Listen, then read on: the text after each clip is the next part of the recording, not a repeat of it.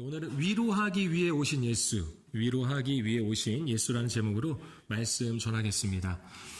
지난 9월이었습니다. 지난 9월 임상우울증학회에서 인스타그램, SNS 있잖아요. 인스타그램을 통해서 1000명, 남녀 1000명 이상 되는 사람에게 설문조사를 했습니다. 어떤 설문을 했냐면요. 위로 또는 상처가 되는 말은 무엇입니까? 그러니까 위로되는 말은 무엇입니까? 상처가 되는 말은 무엇입니까? 라는 설문조사를 했습니다. 위로가 되는 말로는 1위가 88.7%가 답을 했는데요. 이야기를 하고 싶을 때 말해요. 언제든 들어드릴 준비가 되어 있어요. 라는 말이었다고 합니다. 혹시 이런 말 사용해 보신 적 있으신가요? 많은 위로가 된다고 합니다. 이어서 보면은 당신의 잘못이 아니니 죄책감 갖지 말아요. 또 천천히 한 걸음씩 나아가도 괜찮아요. 다 80% 이상 차지했습니다. 그러니까 10명 중에 거의 8명, 9명이 이러한 답을 했다라는 거예요. 이러한 말들이 위로가 된다라는 거죠. 반면에 상처가 되는 말도 있었는데요. 그 1위를 봤던 이렇습니다. 당신보다 더 힘든 사람도 많아요. 너무 예민한 것 같으니 편안하게 생각하세요. 괜찮아질 테니 걱정하지 마세요. 시간이 해결해 줄 거예요. 시간이 해결될 때까지 그 수많은 시간은 또 얼마나 힘들겠습니까? 네. 이러한 말들이 상처를 준다라는 거죠. 이러한 말들은 사용해 보셨나요? 은연중에 나오지 않습니까? 야, 너보다 힘든 사람 더 많아. 저기 봐봐. 저도 막 밥상머리 앞에서 그렇게 하거든요. 야, 이거 못 먹는 사람도 있어. 저기 아프리카에 가면. 별로 위로가 되지 않아요. 상처만 되는 거죠. 먹기 싫은데. 우리뿐만 아니라 모든 사람들이 다 그런 것 같습니다. 이러한 말들을 자주 사용하는 것 같습니다. 그리고 남자와 여자가 서로 위로가 되는 말이 서로 다르다라고 합니다. 봤더니 남자는 천천히 한 걸음씩 나아가도 괜찮아요 라는 말이 제일 위로가 된다고 했고요. 여자는 이야기를 하고 싶을 때 말해요. 언제든 들어드릴 준비가 되어 있어요 라고 했다라는 거죠. 이 위로와 상처가 되는 말의 차이점을 봤더니요. 위로되는 말은요. 주도권을 그 사람에게 던져요. 그런데 상처가 되는 말은 내가 답을 내려요. 야, 시간이 약이야. 야, 너보다 힘든 사람 훨씬 많아. 내가 그거 해봐서 알아. 막 이런 식으로 말을 한다라는 거죠. 이런 차이가 있다라는 겁니다. 그래서 그런지 남녀가 상처되는 말이 똑같았어요. 남녀 상처되는 말 똑같았는데 뭐냐면 그 1위는 바로 당신보다 더 힘든 사람도 많아요. 야, 너보다, 당신보다, 자기보다 더 힘든 사람 많아. 라고 하는 것은 위로가 되지 않아요. 물론 이 말을 할 때 위로하려고 한다고 하지만 결코 위로가 되지 않고 오히려 상처가 된다라는 것입니다. 여러분들은 어떤 말로 위로를 전하십니까? 누군가 슬픔 중에 있을 때, 실망에 있을 때, 좌절감에 있을 때, 뭔가 포기하려고 막 그렇게 어렵게 있을 때 여러분들은 어떤 말로 위로를 전하십니까? 때론 내가 위로한다고 생각해서 하는 말이 그 사람에게 2번이나 상처를 주게 합니다. 그런데 또 반면에 큰 위로가 되어서 또 살아가고 도전하고 버티는 소망이 되기도 합니다. 우리가 살아가는 시대가 그렇기 때문입니다. 상처를 받을 수밖에 없는 시대입니다. 이 시대를요, 정글과 같은 시대라고 합니다. 정글에 뭐가 있어요? 위험한 맹수들이 있죠. 혹시 제로섬 게임이란 말 들어보셨나요? 이 시대가 제로섬 게임이라고 합니다. 게임을 하면요, 승자가 있으면 또 패자가 있어요. 이기는 사람이 있으면 지는 사람이 있다라는 거죠. 그 시대가 바로 이 시대입니다. 이득과 손실의 총합은 언제나 제로인 시대. 그래서 무조건 이기기 위해서 앞만 보고 달려가는 거예요. 다른 사람 보지 않는 거예요. 하버드대 교수 로버트 퍼트넘의 말처럼 지난 50년간 경제적 불평등, 정치적 대립, 사회적 분열, 문화적 자기중심주의가 심화되었다고 합니다. 그러면서 세상이 개인주의적이고 서로 잡아먹으며 하나가 되지 못하는 적자 생존의 정글이 되었다라는 거예요. 이 시대가 정글의 시대입니다. 그러다 보니까 실패와 불안, 중독, 우울, 상실과 치욕으로 인해서 위로가 필요한 사람들이 너무나도 많다라는 거죠. 어제 제 첫째 딸이요. 첫째 딸이 동네에서 하는 벌룬쇼, 그 풍선쇼 있잖아요. 풍선 아트 이렇게 막 피에로가 와가지고 풍선을 만들어주는 그런 동네에서 하는 공연을 갔는데 아이들이 뿔이 났다고 합니다. 울고 불고 난리가 났어요. 엄마들도 아주 불만을 표출했습니다. 풍선을 만드는 피에로 아저씨가요. 아이들과 가위가위보를 해서 이긴 아이에게만 풍선을 준다는 거예요. 아이들이 볼 땐 그 풍선 다 갖고 싶잖아요. 예쁘게 만들어가지고 또 표현을 했으니까. 근데 가위가위보를 해서 이긴 친구만 주고 진 친구는 진짜로 안 줬어요. 그 작은 공간에 승리의 풍선을 거머쥐고 웃고 있는 아이들과 가위를 낼걸, 아니야 보재기를 냈어야 돼 라고 하면서 후회와 상실에 빠져있는, 그래서 울고 있는 아이들이 공존하고 있었습니다. 여러분, 이게 세상의 모습 아닙니까? 또 나는 이겼으니 성공한 거야 라고 지금은 웃고 있지만 마음 한켠에는 불안과 염려가 있어요. 어떠한 불안과 염려죠? 나도 나중에 지는 거 아니야? 나도 나중에 저렇게 그래서 울게 되는 거 아니야? 라는 그러한 마음이 한켠에 있다라는 거죠. 누구든 모두가 이 위로가 필요합니다. 오늘 본문의 이스라엘도 위로가 필요했습니다. 여러분 잘 알다시피 당시 이스라엘은요, 로마의 압제 속에 있었습니다. 자유를 빼앗겼습니다. 경제적 그리고 종교적으로도 억압이 있었습니다. 이스라엘이 가장 중요하게 여겼던 게 뭐죠? 성전이잖아요. 성전은 있었어요. 그런데 성전에 누가 계셔야 돼요? 하나님이 계셔야 되는데 하나님의 임재가 없었어요. 하나님이 나타나지 않으셨어요. 하나님이 말씀하지 않으셨어요. 약 400년 동안 하나님이 침묵하셨습니다. 모두가 로마로부터의 해방을 원하며 이 해방을 시켜줄 메시아, 그리스도, 구원자를 기다리고 있었습니다. 다 똑같은 말이에요. 메시아, 그리스도, 구원자. 그리고 그것만을 위로라고 생각했습니다.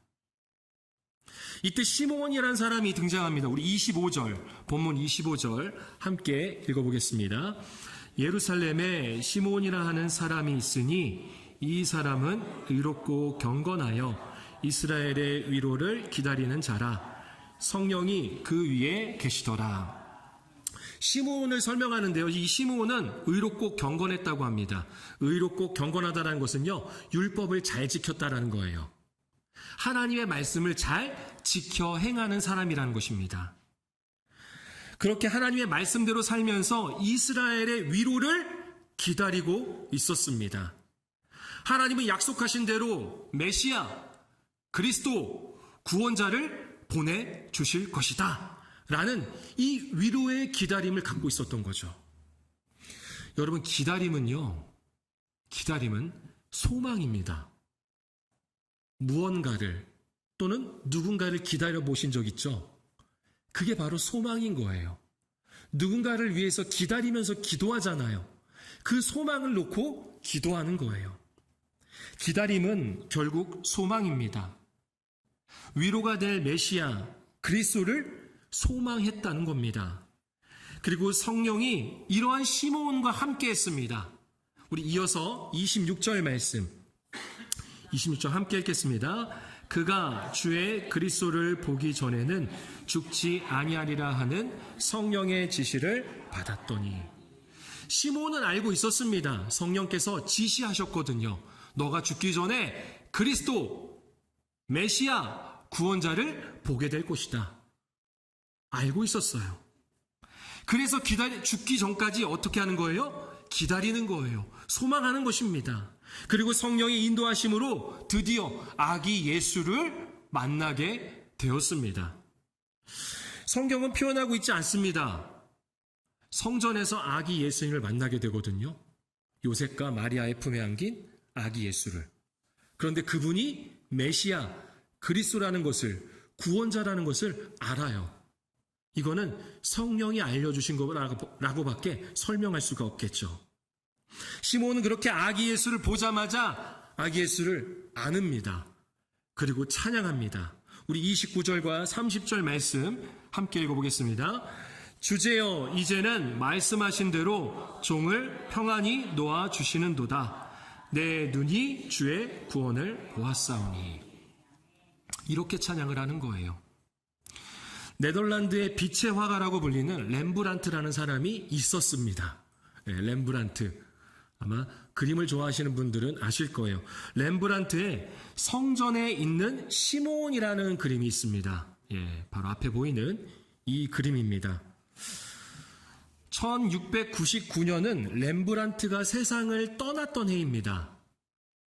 그때 그는 굉장히 외로웠습니다. 아내와 자녀들은 이미 세상을 떠났고 재산은 다 잃어서 가난에 시달리고 있었습니다.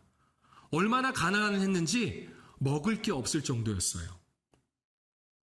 끼니를 제대로 먹지도 못하는 그 상황 가운데에서 과연 무엇이 그를 위로할 수 있을까요? 그는 그가 죽던 그 해에 혼신의 힘을 다해서 2점의 그림을 그렸는데 그중 하나가 지금 여러분들이 보고 있는 성전에 있는 시몬이라는 작품입니다. 그림을 보시면 시몬이 보이시나요? 네, 거의 감긴 눈으로 아기 예수를 바라보고 있습니다. 시몬의 손을 보면요, 아이를 이렇게 품에 안는 것이 아니라 마치 아기 예수 앞에 기도하듯이 손을 모으고 있습니다. 그리고 잘 보시면 다소 힘겨워 보이지만 그의 입이 벌어져 있나요? 다물어져 있나요? 살짝 벌어져 있습니다. 뭔가를 말하고 있는 거예요. 오늘 본문에 나오는 찬양을 하고 있는 것이죠. 29절과 30절에 읽었던 그 말씀.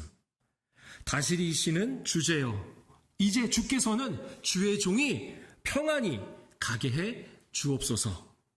왜냐하면 내 눈으로 약속하신 그 메시아 그리스도 구원자를 보았습니다. 이제 그만 내 생을 여기서 멈추어 주세요 라고 찬양하고 있는 것입니다. 렘브란트는 그의 마지막 그림인 성전에 있는 시몬을 통해 본인 자신이 위로를 얻기를 원했습니다. 그렇게 소망하고 있었던 거죠. 시몬은 위로를 기다렸습니다. 그리스도를 소망했습니다. 하나님은 위로를 기다리는 자를 위해서, 그리고 구원을 소망하는 자를 위해서 바로 예수 그리스도, 하나뿐인 아들 예수 그리스도를 이 땅 가운데 그리고 우리에게 보내주셨습니다. 이어서 시몬은 이렇게 고백을 합니다. 우리 31절과 32절 2절 한 목소리로 읽겠습니다. 이는 만민 앞에 예비하신 것이요 이방을 비추는 빛이요 주의 백성 이스라엘의. 한글 번역은 조금 아쉬운데요. 이것을 좀 풀이를 해서 보자면 이런 겁니다. 예수는 만민, 모든 민족을 비추시는 빛이다.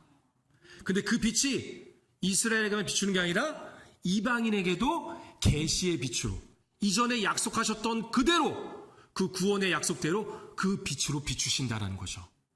뿐만 아니라 당연히 이스라엘에게도 빛을 비추시기 때문에 이스라엘에게는 이 빛이 영광의 빛이 되는 것입니다. 예수 그리스도는 이 땅 가운데 구원의 빛으로 오셨습니다. 그리고 그 구원의 빛은 이스라엘만 비추는 게 아니라 이방인에게도, 그래서 모든 민족, 만민 앞에 예비된 바로 구원의 빛이 된 것이죠. 여러분, 시므온은 이스라엘만 구원받게 되기를 원하는 이기적인 사람이 아니었습니다. 우리 이스라엘만, 우리 유대인만 구원받아야지 라고 하는 이기적인 사람이 아니었어요. 우리도 그런 표현이 나올 때가 있습니다. 그래도 나는 기도 생활 좀 했고 헌금도 내고 주일도 안 빠지고 예전에는 새벽 예배도 한 번도 안 빠졌는데 집안일보다 세상 일보다 그래도 교회 일이라면 항상 먼저 생각하고 봉사했으니 우리는 구원받아야지. 우리에게만 구원이 있어야지. 우리 같은 사람이 구원받아야지 누가 받아? 라고 하는 부분들이 때로는 있습니다. 시므온은 그렇게 생각하지 않고 그렇게 말도 하지 않습니다. 또 시므온은 구원을 자기 기준대로 판단하는 편협한 사람이 아니었습니다. 저렇게 신앙생활하면 구원 못 받아. 야, 살아있을 때 교회 한 번 안 나왔어. 그럼 구원 못 받는 거지. 세례도 못 받은 사람이 무슨 구원이야.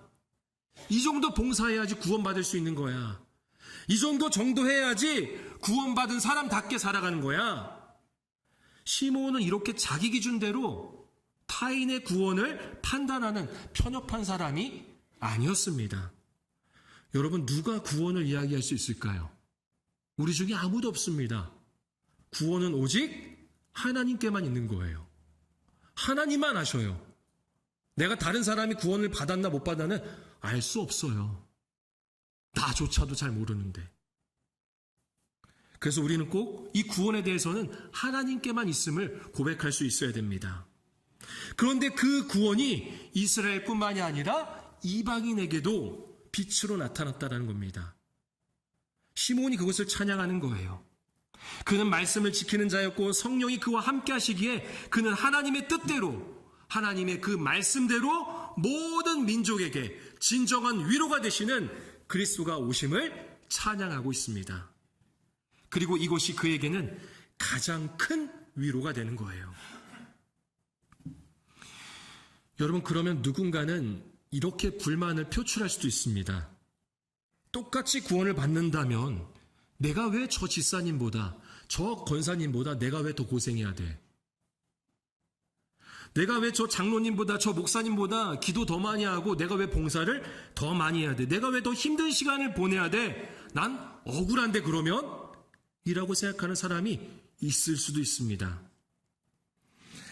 하지만 사도 바울은 위로가 되신 하나님을 이렇게 고백합니다.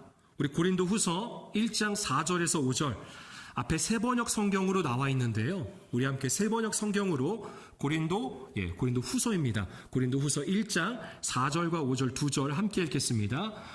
온갖 환난 가운데에서 우리를 위로하여 주시는 분이십니다.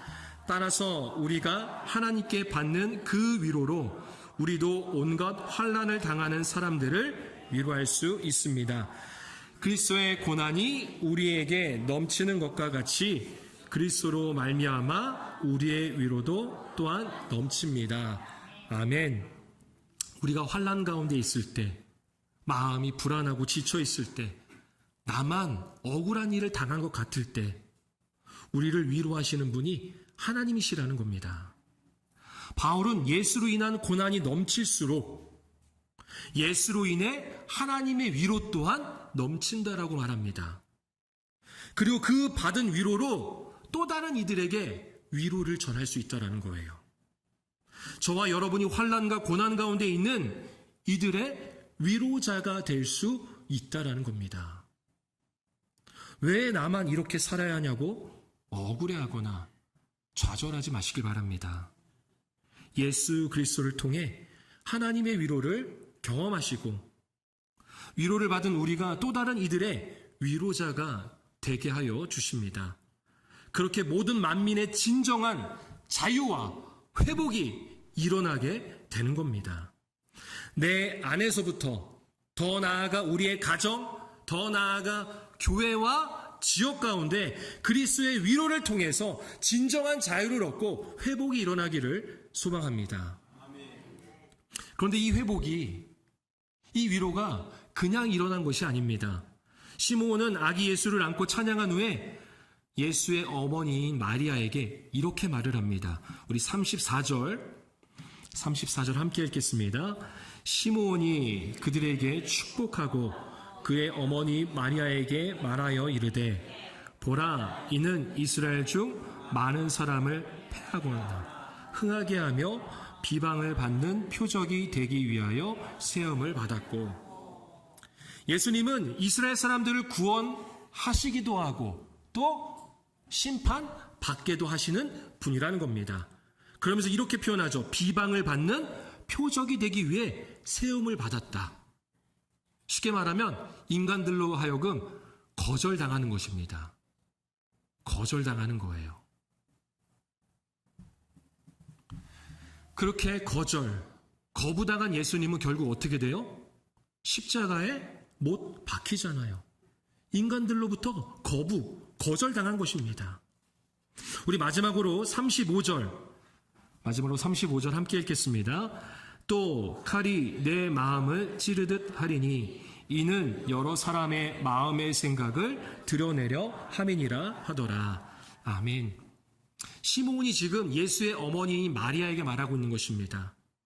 예수님이 후에 겪을 수치와 고난, 그 십자가의 죽음을 칼에 찔리는 고통에 비유해서 말하는 거예요.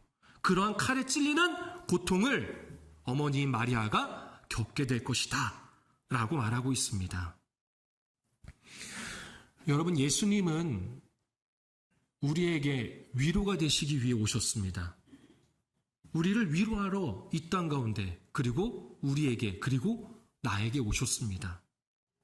이 세상에서 절대 얻을 수 없는 구원이라는 진정한 위로를 하시기 위해 오셨습니다. 그리고 이 위로는 그냥 이루어진 게 아닙니다.